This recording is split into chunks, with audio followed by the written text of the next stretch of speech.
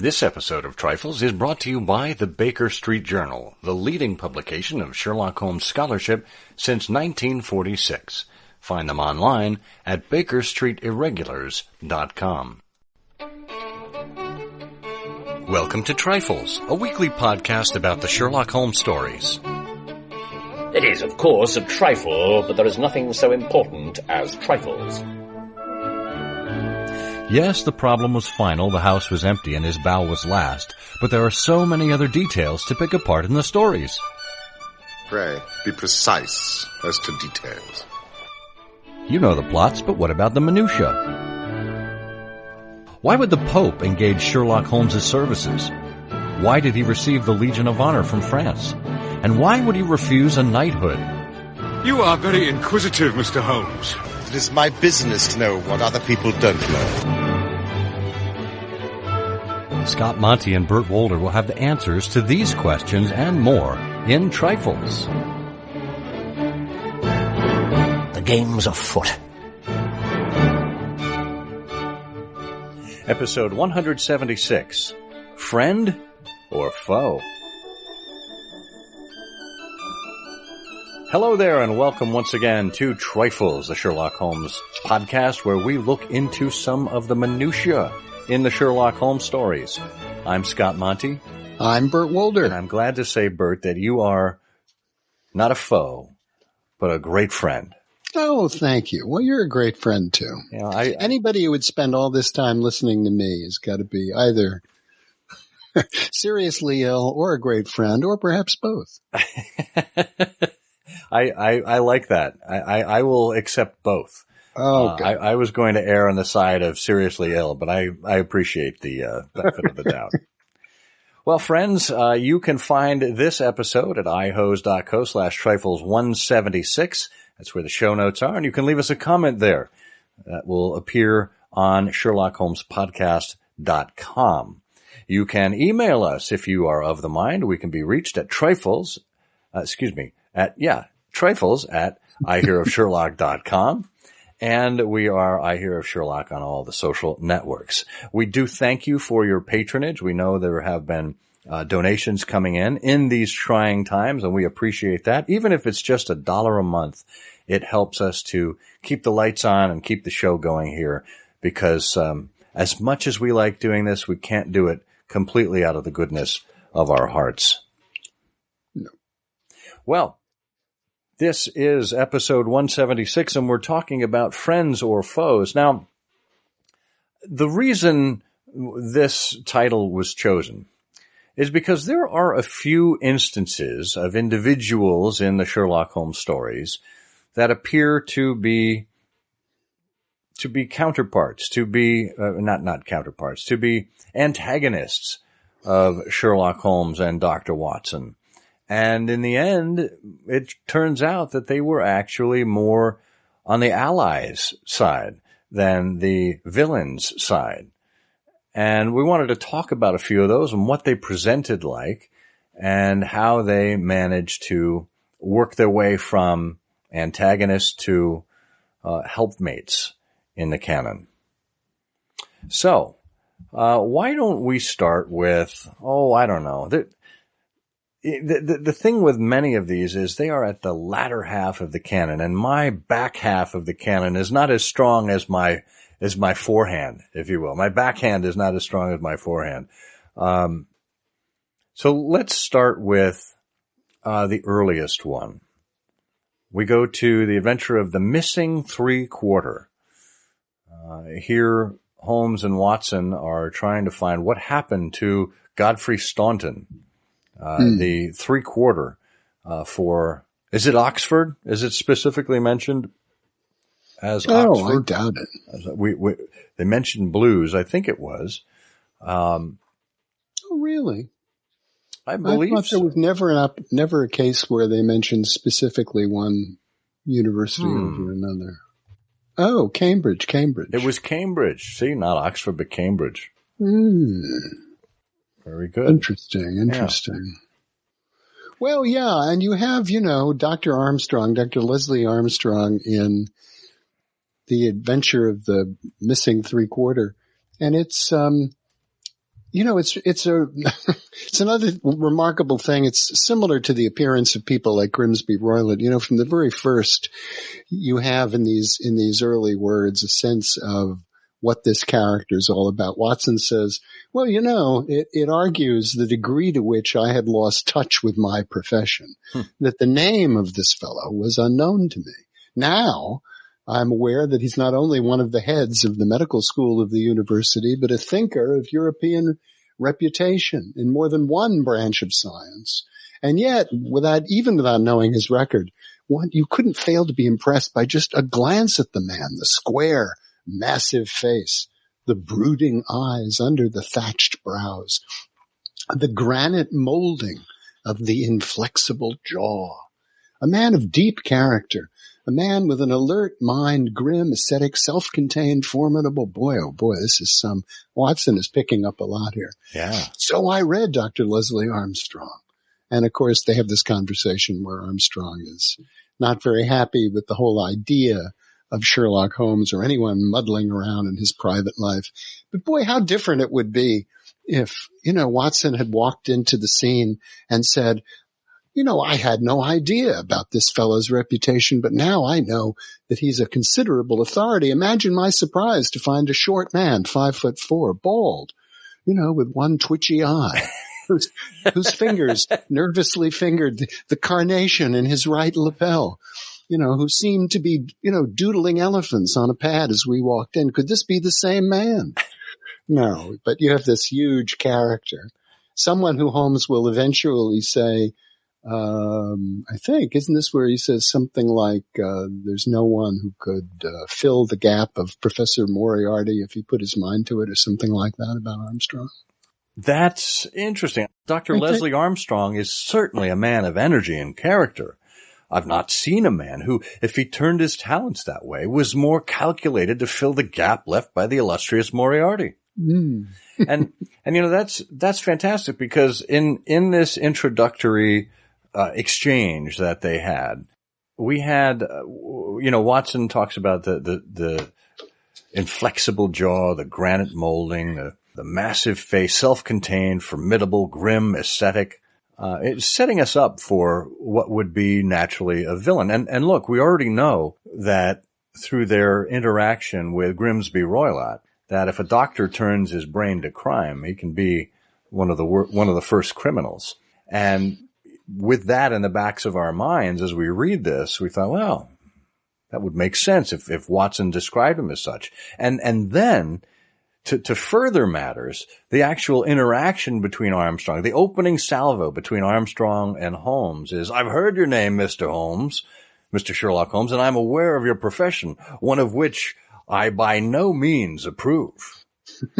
And Holmes said, in that, doctor, you will find yourself in agreement with every criminal in the country, said my friend quietly. So already there's this antagonistic relationship set up that we're led to believe that Leslie Armstrong is very much on the opposite side of the case from Sherlock Holmes. Well, it's one of the things that makes the cases of Sherlock Holmes such a pleasure to read, because everything is aligned. I mean, you could pull it out and take a sort of a humorous view about it, which I do occasionally. But the lovely thing is the alignment. The consistency, and how much like, as an example, this description of Armstrong is like the character of Professor Challenger, that Conan Doyle had written, other things about Professor Challenger, who was a great explorer and who discovered the lost world and other things. And again, it's one of these. And in fact, there's an old photograph somewhere of Conan Doyle sort of poorly made up as Professor Challenger with the beard and the black hair and false eyebrows and things like that. Looked like he was having a great time. That's great. Well, we're further led to believe Dr. Armstrong is on the wrong side by, after this exchange, very short exchange that Watson and Holmes had in his sitting room. He said, I'll trouble you to walk out of my house, sir. You can tell your I should say, Watson described him beforehand. Dr. Leslie Armstrong sprang up from behind his desk, and his dark face was crimson with fury. I'll trouble you to walk out of my house, sir, and you can tell your employer, Lord Mount James, that I do not wish to have anything to do with either him or his agents. No, sir, not another word. And then he rang the bell furiously. John, show these gentlemen out. And then to add to the scene, the butler was described as pompous. A pompous butler ushered us severely to the door, and we found ourselves out in the street. Holmes burst out laughing, and that's where he said that Armstrong was like Moriarty, or would fill the gap of Moriarty. But by the end of the tale, we find that what Armstrong was doing was actually something far nobler. He was protecting the privacy of his patient. He was respecting the patient client, or the doctor-patient relationship, the privilege that they have. And in doing so was actually revealed to be a much more ethical man and a man of integrity than we might have assumed by that harsh introduction.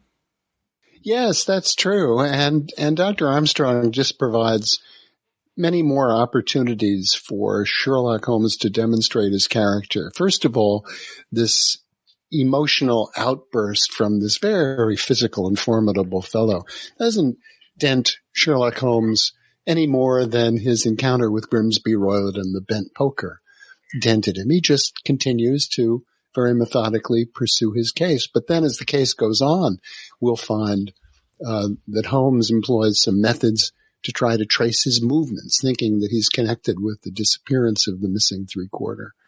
And Dr. Armstrong is on to him, so it's one of the things that makes this particular case a lot of fun, I think, the character of Leslie Armstrong. It is. I think The Missing Three-Quarter is well worth a reread if you haven't read it in your recent peruse through the canon.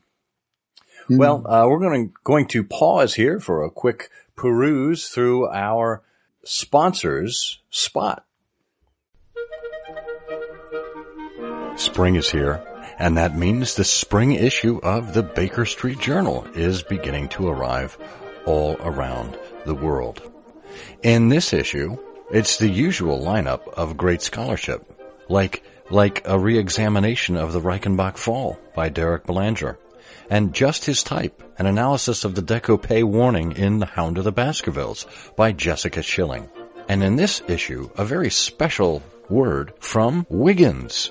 That's right, the Baker Street Irregulars have a new leader in Michael Keene. And in his inaugural message to all readers of the Baker Street Journal, he pens a wonderful, warm, and welcoming note. We hope that you will warmly welcome the Baker Street Journal to your mailbox and your collection by subscribing at BakerStreetIrregulars.com today. Okay, we are back, and we're talking about friends and foes, who is who in the canon. We spent a good deal of time with Leslie Armstrong, whom I think deserves it. But in similar fashion, in The Blanched Soldier, we come across Colonel Emsworth. Now, again, I can't profess, a backhand familiarity, like the back of my hand, a level of familiarity with The Blanched Soldier. This was a case that was told to us by Holmes himself. So there was a bit of sleight of hand going on there anyway. But he was trying to help discover what was going on at this house, where an old friend tried to show up and look after or check in on his acquaintance from years past, and was barred from doing so. And Colonel Emsworth, who was in charge of the household, was very insistent that the young man just take his business elsewhere and simply forget about his old friend. And long story short, it turns out that the friend was thought to have been suffering from leprosy, so there was a natural reticence to allow anyone near him, natural hesitancy there, and they were trying to protect the individual as well as the son. Well, it's another great case in Colonel Emsworth, although he's not sketched, I don't think, nearly as vividly as Dr. Leslie Armstrong or Grimsby Roylott. Of course, Grimsby Roylott's a villain, but he's not sketched nearly as vividly. We first hear about him early in the case when Holmes is talking to his client, and his client, is talking about this development and that development, says there was a letter, and says the letter was written in the afternoon, and a good deal's happened since then. If Colonel Emsworth had not kicked me out. And Holmes says, kicked you out? Oh, well, that's what it amounted to. He's a hard nail, is Colonel Emsworth, the greatest martinet in the Army in his day. And it was a day of rough language, too. I couldn't have stuck him, if not for his son's sake. And Holmes, asks him to tell him a little bit more.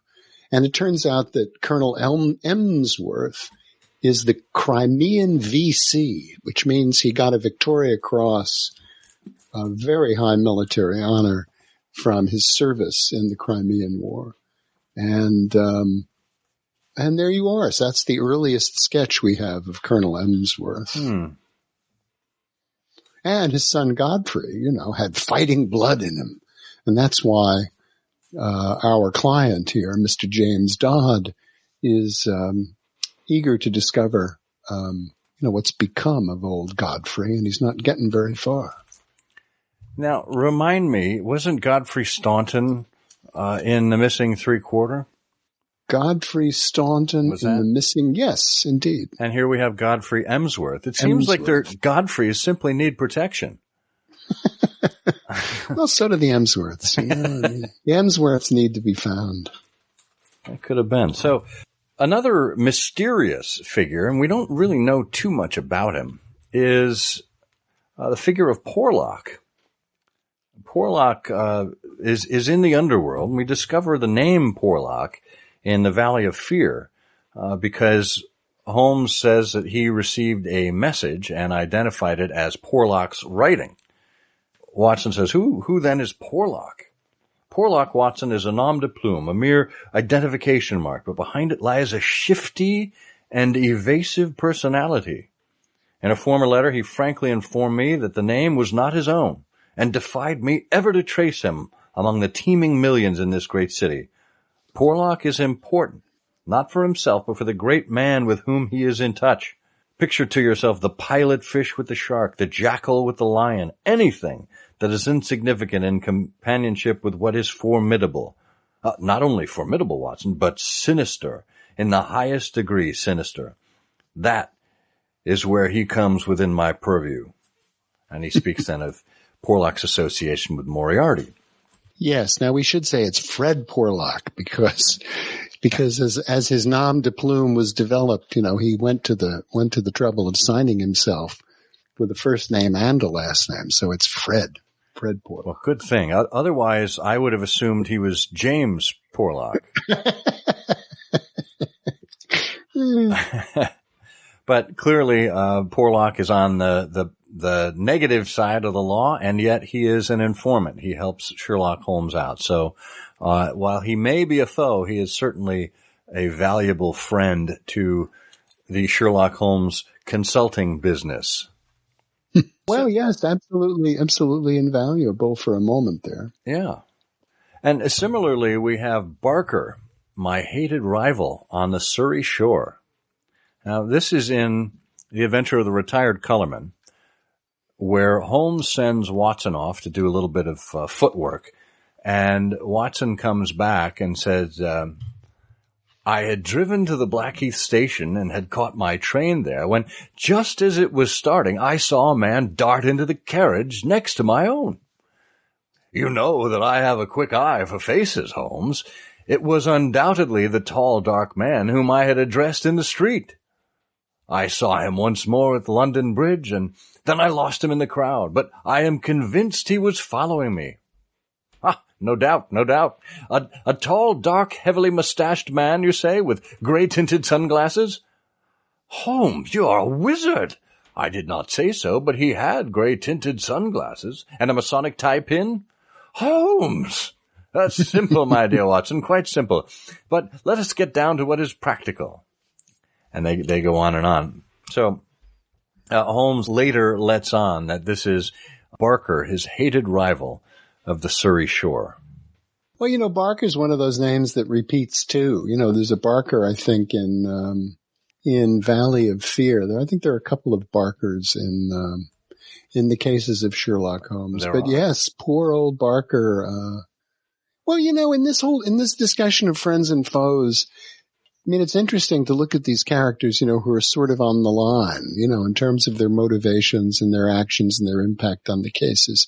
It would be nicer, when I think of friends and foes, it would be nicer if, we had a character in the Sherlock Holmes cases who you find out at the end, we were completely wrong about him. And none of these people, I don't think, are people that we're really completely wrong about. I mean, I think about characters like, what was it that Alan Rickman played in Harry? It was Severus Snape, Severus Snape in Harry sure. Potter, who at the end, you find out there's this whole backstory you had no idea about. Good old Severus, Well, yeah, I mean, we don't see that in that direction in the Sherlock Holmes canon. However, there is one instance, I think, where we see quite the opposite, and that is with Stapleton in The Hound of the Baskervilles. Boy, does he have a backstory! Yeah, and he's positioned as an ally of Sir Henry, when in fact he's the very one who wanted to kill him. I mean, that's the opposite of what we've been discussing here in terms of someone that presents as a foe and then turns out to be an ally. Yeah. Very, very much the case with Stapleton. Yeah. It's a great example. And it's anything but a trifle. It is, of course, a trifle, but there is nothing so important as trifles. Please join us again next week for another installment of Trifles. Show notes are available on SherlockHolmesPodcast.com. Please subscribe to us on Apple Podcasts and be sure to check out our longer show, I Hear of Sherlock Everywhere, where we interview notable Sherlockians and share news of the Sherlockian world. You've taken my breath away, Mr. Holmes. I have been ordained. And unfrocked. Once a clergyman, always a clergyman. I think not.